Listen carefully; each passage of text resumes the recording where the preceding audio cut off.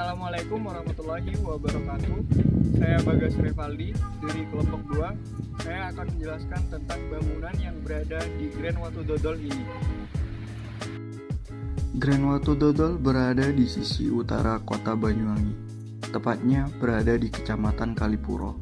Pantai ini sering menjadi jujugan karena pengunjung bisa menikmati Selat Bali dengan view Pulau Bali di depannya.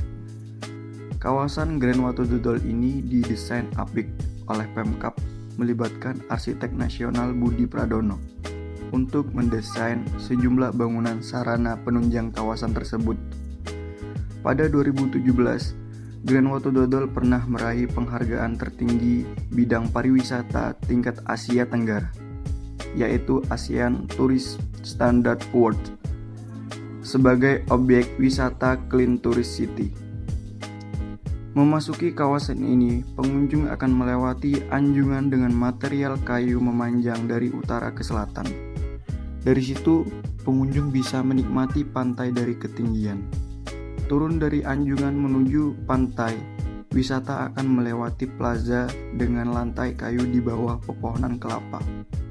Dengan mendesain karakteristik alam sekitar menjadi konsep utama bangunan ini, sehingga muncul bentuk atap aula penerima Grand Watu Dodol yang berpuncak 3 untuk mempresentasikan kedekatan jarak antara gunung dan pantai di Kabupaten Banyuwangi.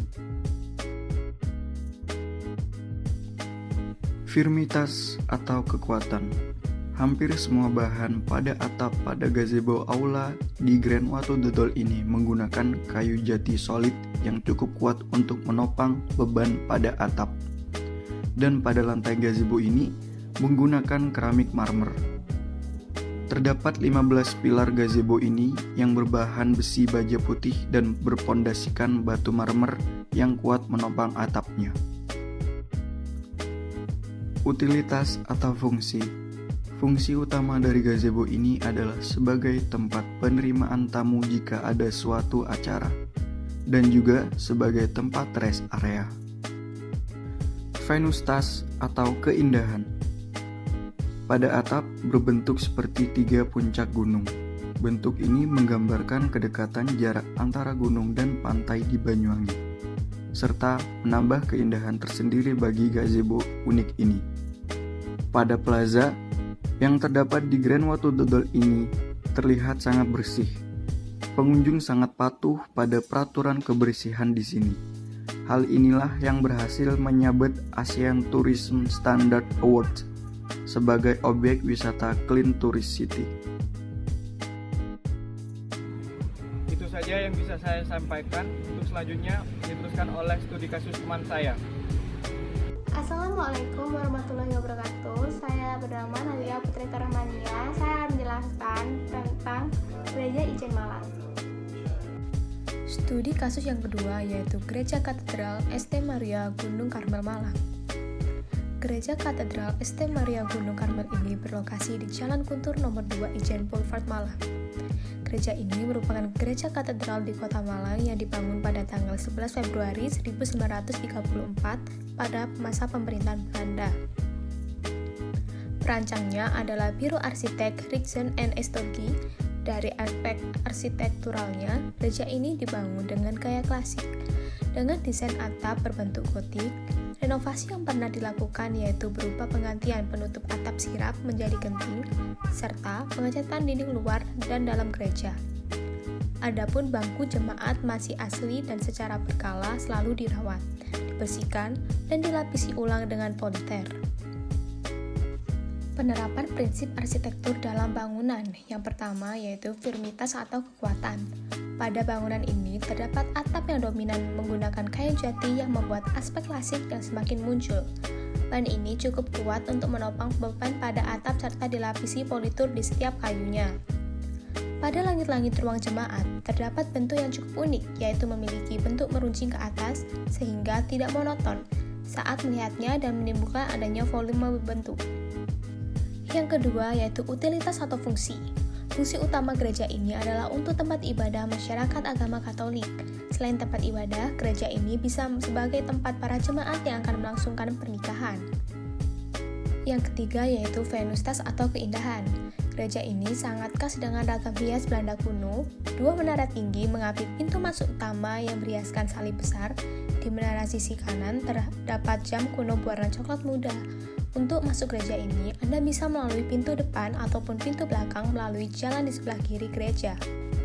Kesimpulannya adalah beberapa aspek yang telah melatar belakangi berdirinya gereja kolonial di Malang merupakan suatu rentetan kejadian yang saling berhubungan satu dengan yang lain, serta merupakan cikal bakal berkembangnya agama Kristen dan Katolik di Kota Malang. Bangunan ini mencirikan bangunan bergaya gotik dan neogotik yang tanggap terhadap iklim tropis di Kota Malang. Sekian dari saya dan saya ucapkan terima kasih. Assalamualaikum warahmatullahi wabarakatuh.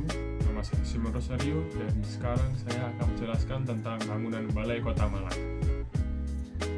Balai Kota Malang adalah salah satu bangunan peninggalan pemerintahan kolonial Belanda.